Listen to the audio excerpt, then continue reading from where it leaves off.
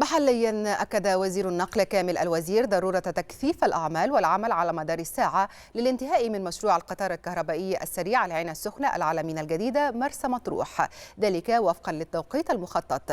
جاء ذلك خلال جولة تفقدية لوزير النقل لمتابعة أعمال تنفيذ المشروع. وأكد الوزير أهمية المشروع الذي يعد بداية لمنظومة شبكة القطارات الكهربائية السريعة التي سيتم تنفيذها، والتي تمثل نقلة حضارية جديدة في وسائل المواصلات في مصر.